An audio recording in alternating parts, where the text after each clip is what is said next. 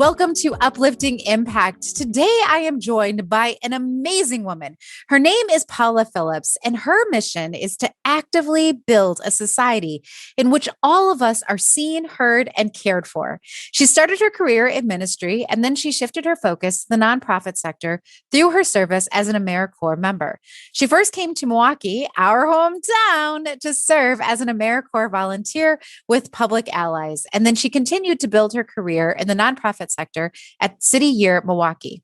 Right now, she is at the YWCA. But before she went to the YWCA, she actually worked to empower women and promote diverse leadership at the Medical College of Wisconsin. In all of these different roles, she's had organizational change roles, she's had business development and management roles, government relations, board development, staff development, office management, volunteer.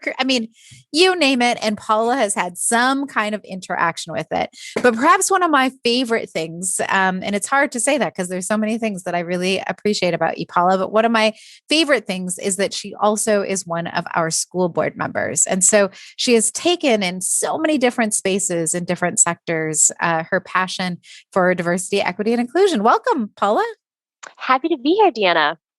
It is always so great to see you. And I guess I want to just jump right in with that last point from your bio, which is, wow, you have been in all of these different spaces. So at this point, business sector, philanthropy, government, academia, community organizations. And in each one of those, you've had a role to play and really a very strong voice around diversity, equity, and inclusion. So I'm curious, since you've been in all these different spaces, what are some of the trends that you are seeing across them?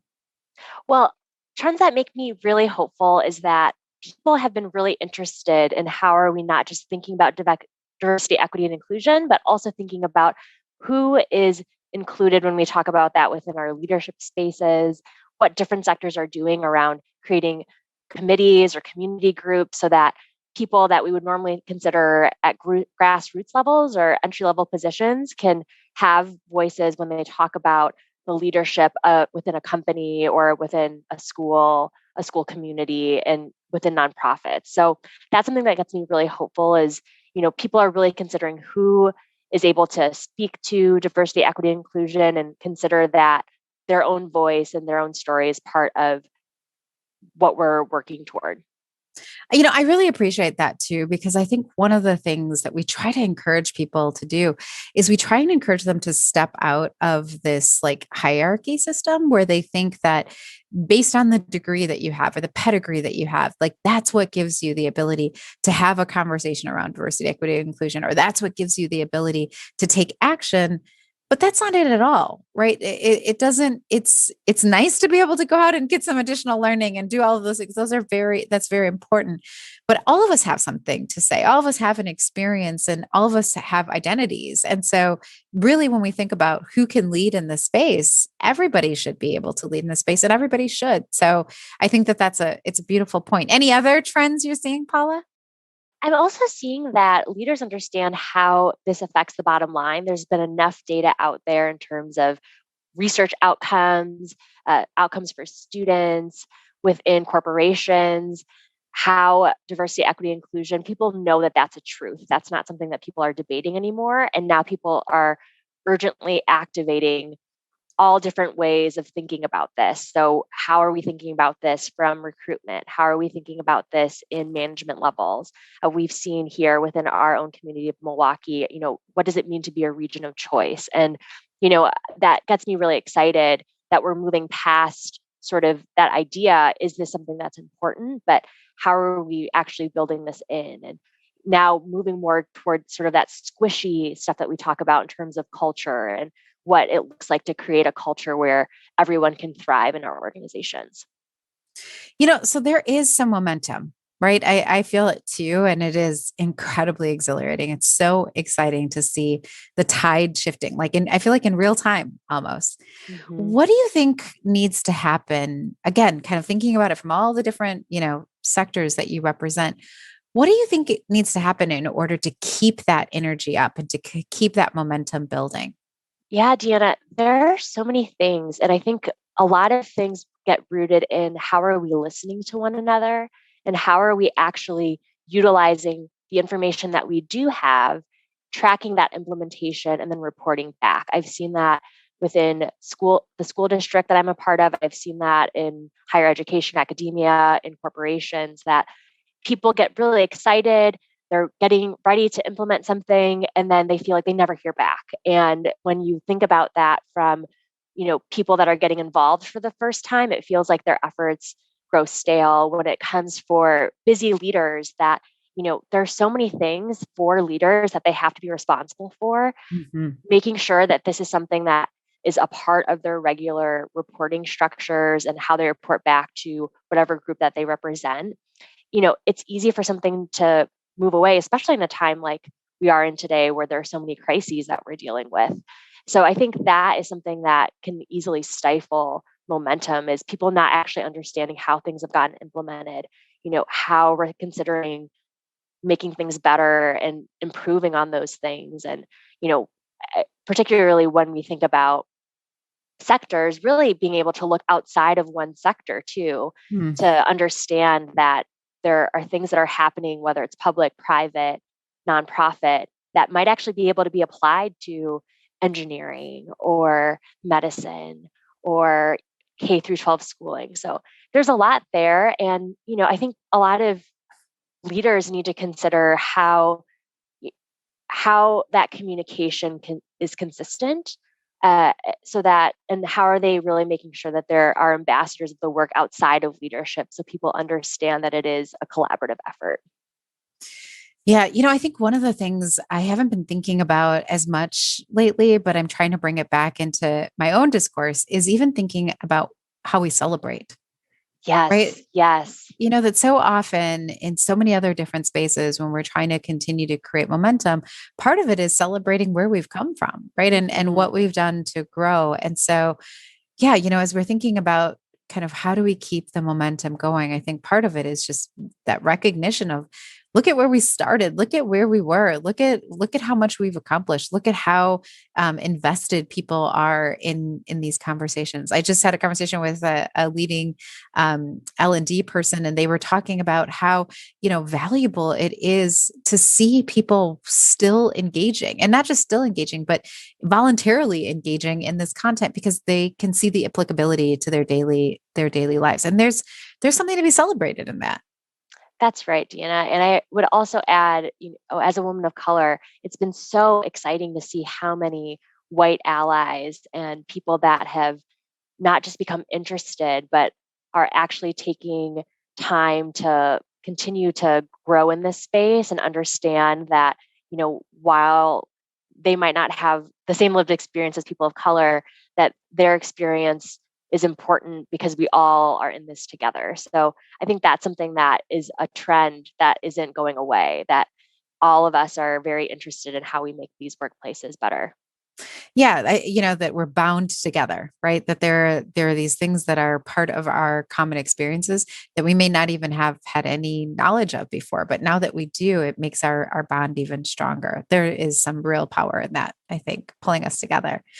Okay, so right now, one of the things that you're doing, so at the YWCA, is creating opportunities to really think about, what this looks like, and how people can engage in further understanding and further development. Can you tell me a little bit more about the way that you think that your programming is being put together and how you think about your programming? Yes. So we have anything from a 24-hour course called Unlearning Racism to 2-hour segments or 90 minutes where we try to bring people together to really think about things like intersectionality, microaggressions, diversity, equity, and inclusion. And what we really try to do in all of our experiences is to help people consider, how did my idea around diversity, equity, inclusion get formed? As early on as childhood, as late as your current employer, what does this look like to you and why? And, how does your own identity and your own lived experience help form that? And what's really interesting is, thinking about that and really creating what we like to call those brave spaces where people can be vulnerable. So considering, do we have time for people to quietly reflect, have listening pairs, smaller group discussion, because not everybody wants to talk in front of 20 people. And now, because of our virtual environment, we might have 100 people in a session, Mm-hmm. but really having people consider, where did I first learn about these concepts? And, you know, no place where you are is bad because you're here because you want to consistently learn, and really helping people understand that there's no shame in learning about oneself, and then further on about diversity, equity, inclusion within our leadership programs. So one of the things you just said was, creating brave spaces. And that's a conversation that comes up quite a bit because like you said, so much of this is requiring people to be vulnerable and to get up, in a certain place and say like, this is how I feel. And these are my experiences. So what is it that you think creates like those brave spaces and gives people the courage that they need in order to enter them? Are there some characteristics that our listeners might want to be trying to foster in their own kind of environments? Definitely. I think something that we really try to do is create working definitions of what we're trying to talk about, and then give examples of how that's looked like within systems. So, for example, within talking about something like as big as racism, our working definition is talking about, how does prejudice, privilege, and power all work together to create a system of racism? And then Mhm. talk, how do people feel about that definition?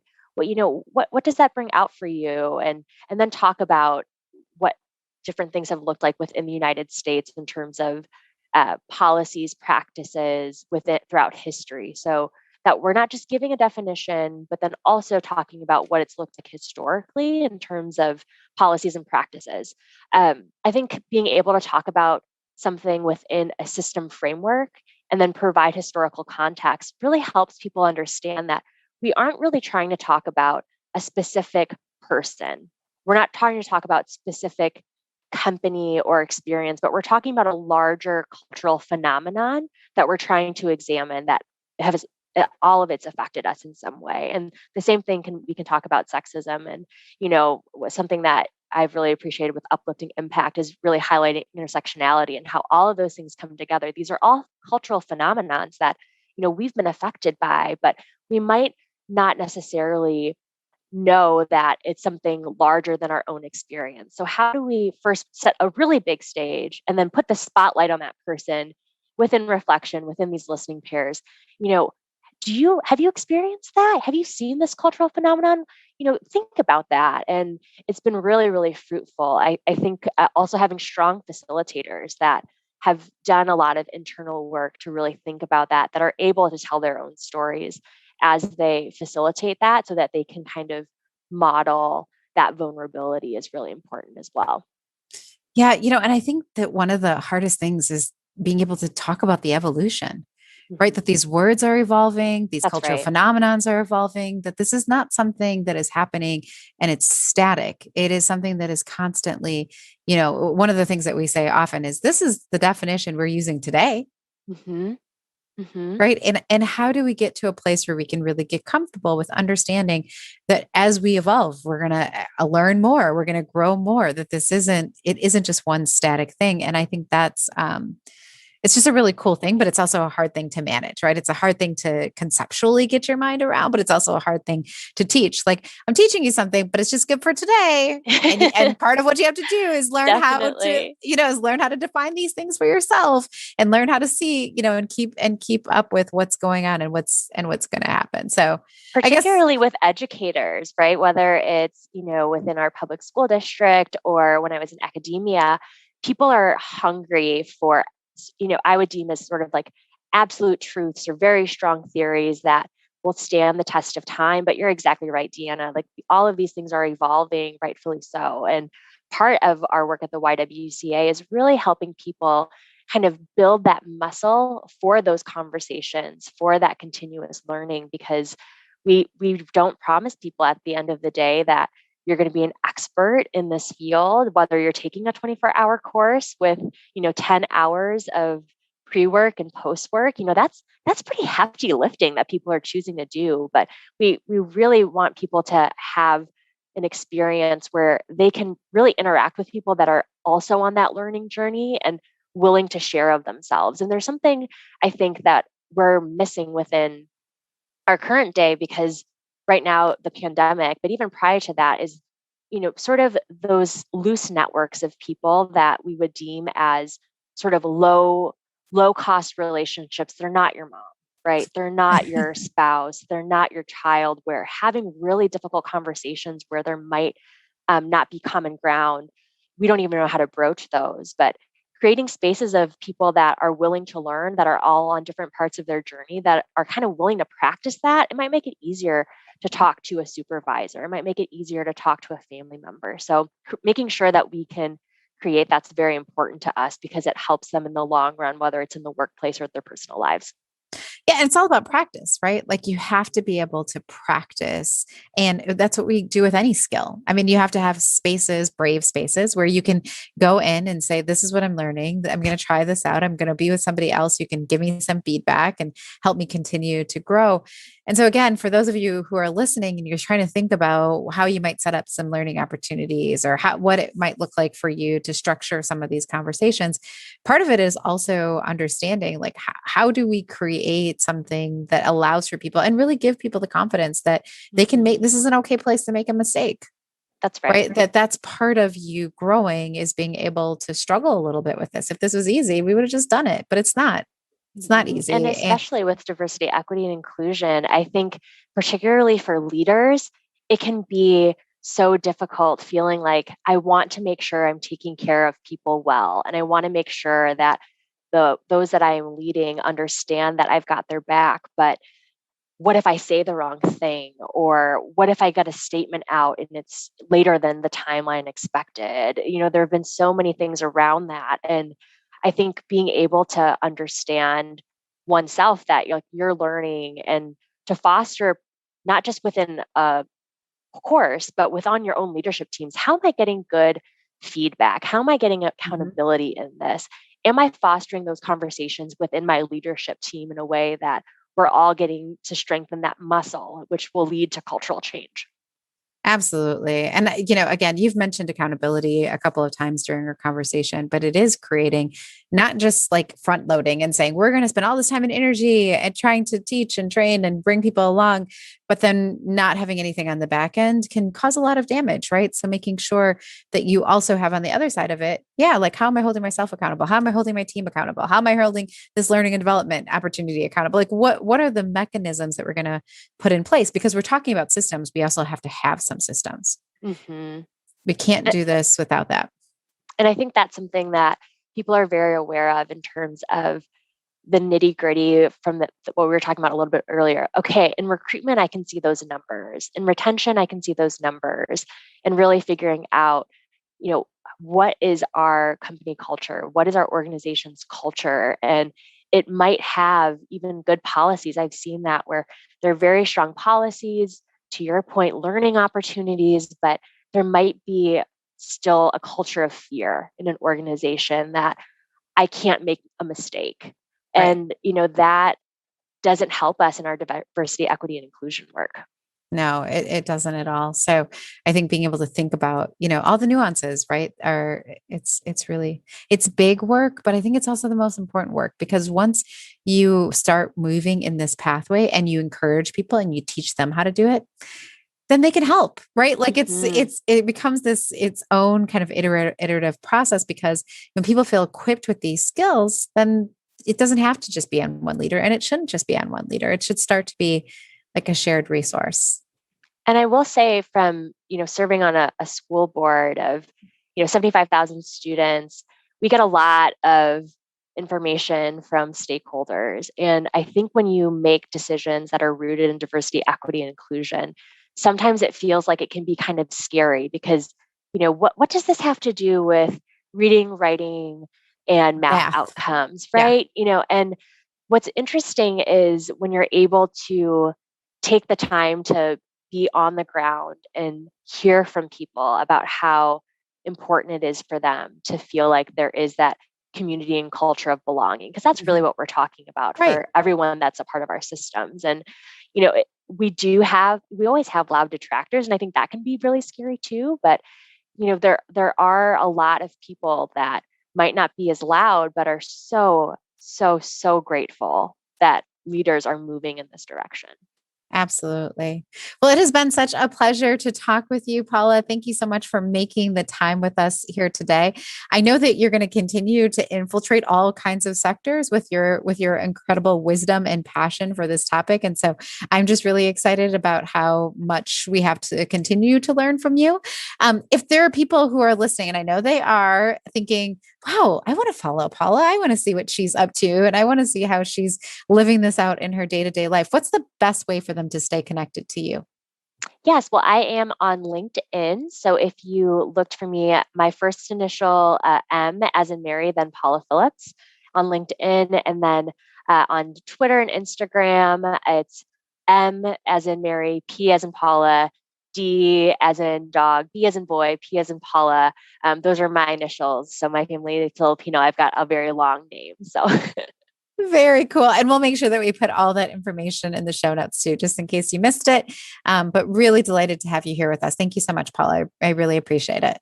thanks so much, Deanna. This was great. And all of you who are listening, we're so grateful that you took some time out of your busy days to spend with us learning a little bit more about diversity, equity, and inclusion. I hope that you picked up some tidbits in this conversation about accountability, about how you create those safe environments, and about how this really impacts, no matter where you're coming from or what kind of, how you identify in your sector, that there are opportunities here for you to grow. I think Paula did a fantastic job of showing us what some of the trends are too that we're seeing. And hopefully you're feeling as hopeful as I am, because she's right. There are so many things that are happening that really make it feel like we're on the right track. And in order for us to continue on that track, we need more people who are thinking about these topics. So please feel free to share this podcast and any of our other podcasts, and to subscribe so that you can get more of this great content, because we here at Uplifting Impact truly believe that the more people who are doing this diversity, equity, and inclusion work, the more people who are looking at this from a systemic level, the more people who are really thinking about culture and how to be accountable in their culture, the more we can make this world a better, more humane, more loving place. And that's what we are trying to do. So thank you. And we hope to see you, hear you on the next Uplifting Impact session. Bye.